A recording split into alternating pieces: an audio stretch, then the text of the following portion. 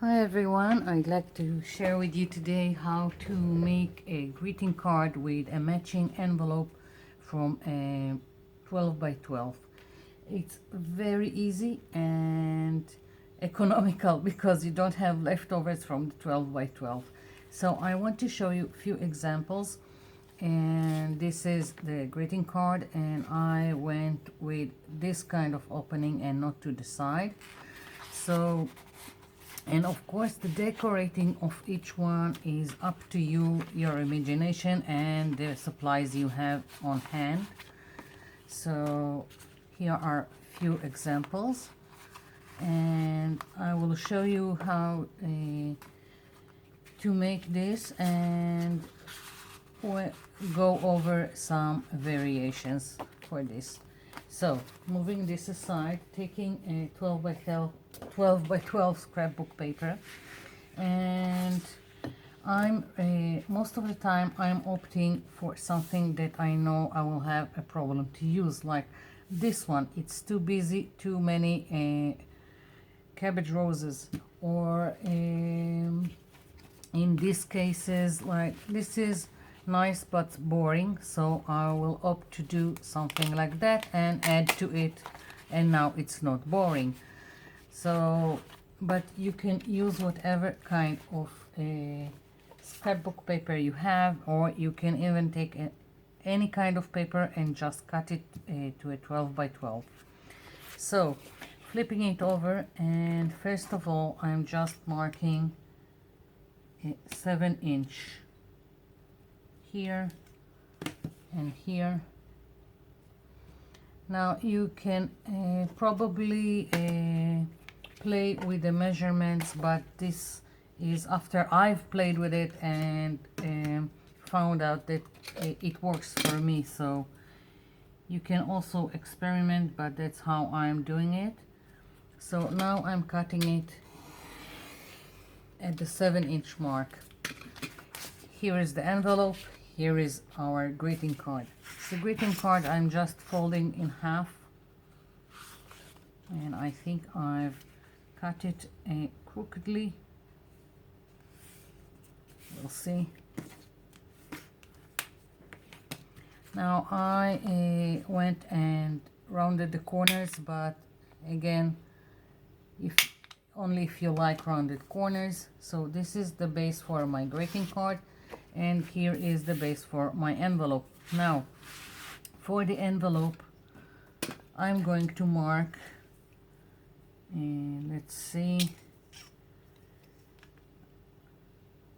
and I know I'm working with inches and centimeters above, and here I'm marking 10 centimeters, and it's, I think it's a 4-inch, so 4-inch here. And on this side I will mark 7 centimeters, which is, let's see, 2.8 inch, 2.8 inch. So now I'm going to fold here and here. You can mark it above and make it easier on yourself. I'm just putting down my finger and folding it like so.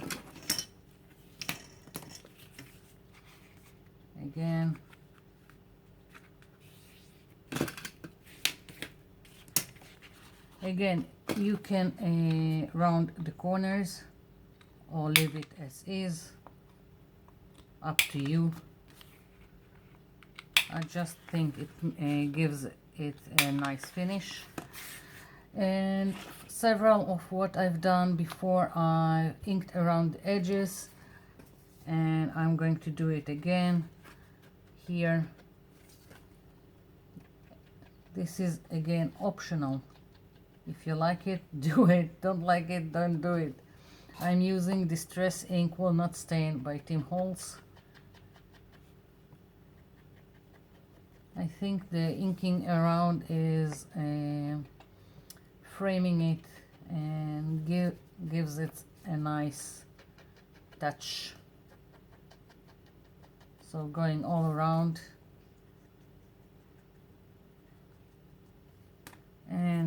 here.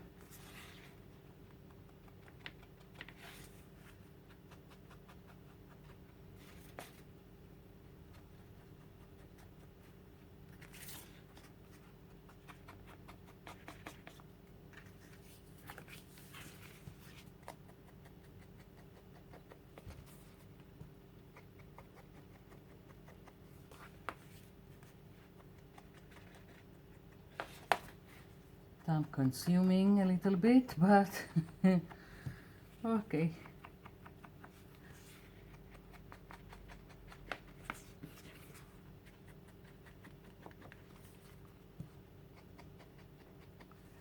So here is the envelope. Now we need to glue it here and here. Use whatever glue you have. If you can use whatever you have. I'm just using now something from local that is a little bit like E6000, and I'm using it only because it has a really narrow opening, and it helps putting down the glue, and it also dries quickly. Here we go. And you can use a score tape if you like, whatever you have. And I'm just going to where is my erasure? Here.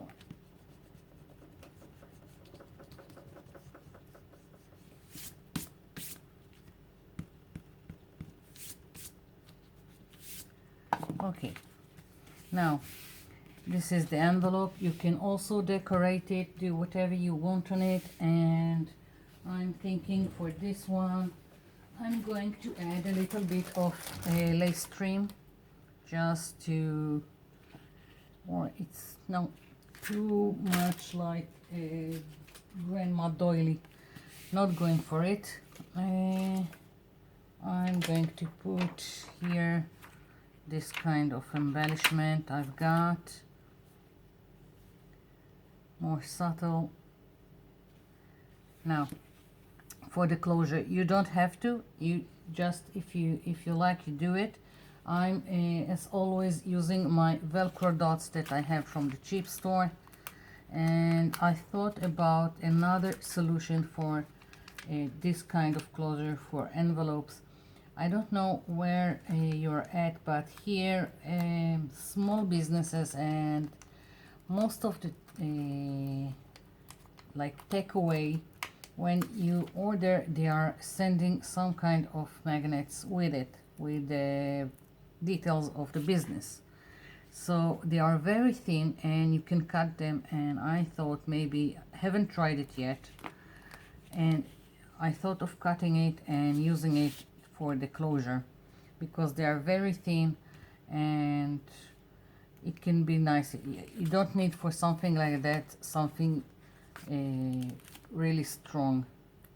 So that's another way of doing it. I really need to try it. Haven't gotten around to take one of those magnets and try.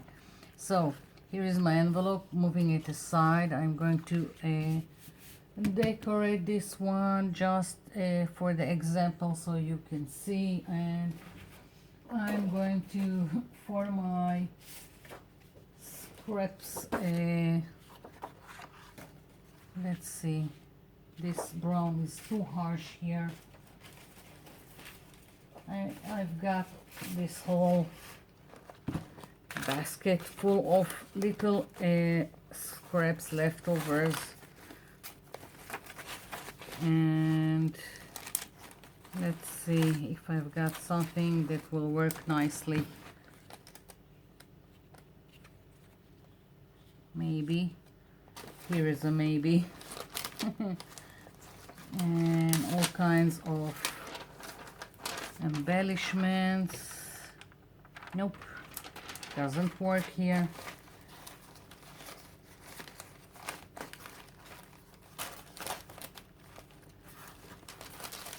Okay, as you can see, I haven't prepared in advance, just wanted to show you how to construct the envelope and the greeting card. So I'm going to rummage through this box, and I'll be back with the decorating of this greeting card. I'm back. So as you can see the mess on my table, I've rummaged through my scrap papers, and I took two pieces and just cut them and glued them down. I've inked around the edges and used a punch here for the butterfly, inked around the edges again, and just put these letters on. So this is my greeting card that opens like this, and here is the matching envelope. Now, as I said, it can be matching, and now I want to show you another thing. It's the same envelope and greeting card, but you can also do it differently. It doesn't have to be the exact paper. I can take two complementary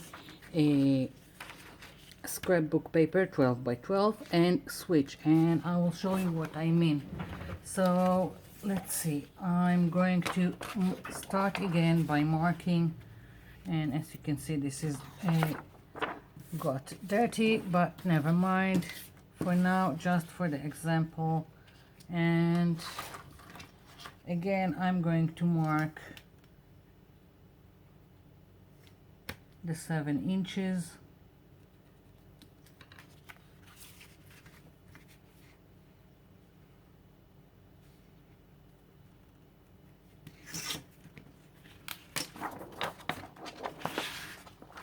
Going to cut it.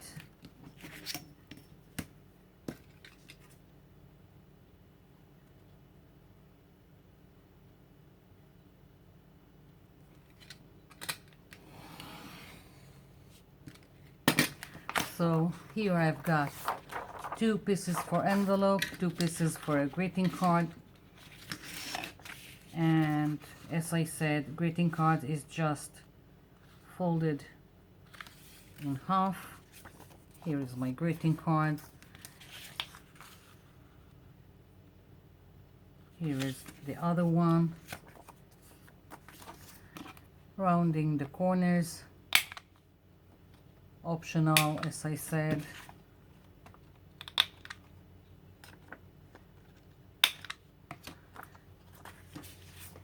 Now again the envelopes,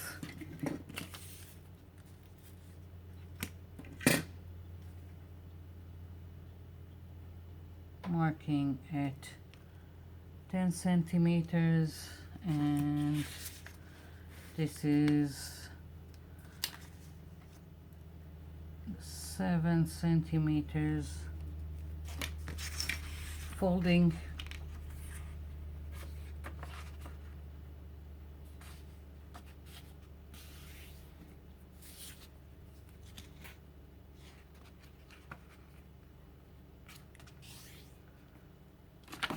rounding the corners. This time I'm only doing the flap with the round corners. Doing the other one.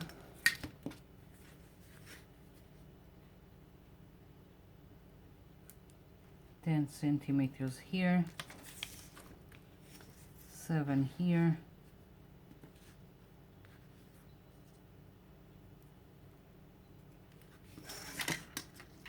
and folding.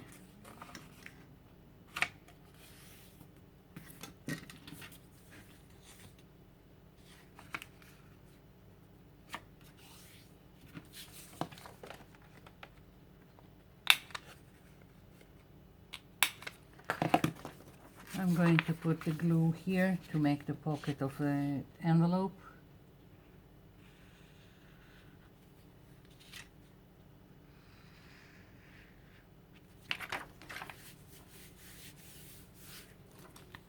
And now this one. So I've got the 2 envelopes.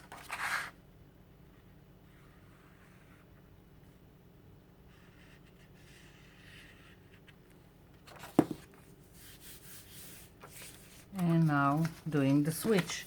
This was from this paper, this one was from this paper, doing a switch, and now it's more interesting. And of course I still need to decorate it, but here it is. This one for this, and this one for this one. So going again to try and find things to decorate it, and I'll be back for the finish, just to go over some stuff. I'm back. So I kept on with the scraps I had and just made some decoration for this too, and I just stamped here on the background. It just it looked to me empty, and this what I've added here, and a butterfly. I'm in the mood of butterflies. And this one, just 2 scraps of paper, a butterfly, and stamped here. So here are my envelopes, and I've decided to try what I've told you about the magnets. This is those thin magnets that I always get from all kinds of businesses. So I'm going to try and use this as closure. Of course it's not as nice as the Velcro dots, but I still want to see how it will work. So I'm going to glue this down.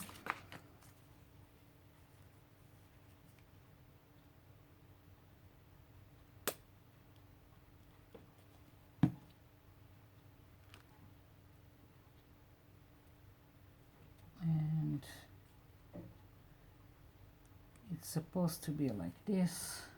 I'm thinking that I'm going to cut another butterfly as to disguise the magnets. So it does, well, I need for it to dry because right now it keeps moving. But what I was thinking, to disguise this, I will just cut another butterfly, glue it here, so it will be more nice. So it does work, the magnets. I just need for it to dry and maybe cut them more precisely, but good enough for me right now. And I've put glue on the magnet side. Never mind, I'll do another one. But you get what I'm doing, I hope so. Here we go. I'm just doing another one. I'll hold it like this so I won't put glue on the wrong side.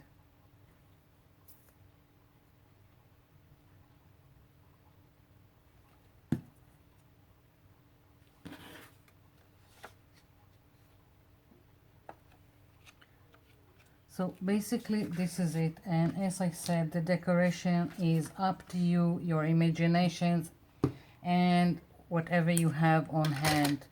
So this is it, and I hope you liked it, and it will give you some ideas what to make with your 12 by 12s. And this is it. Thank you for watching, and thanks for leaving me comments below. I'll be seeing you in my next video. Bye for now.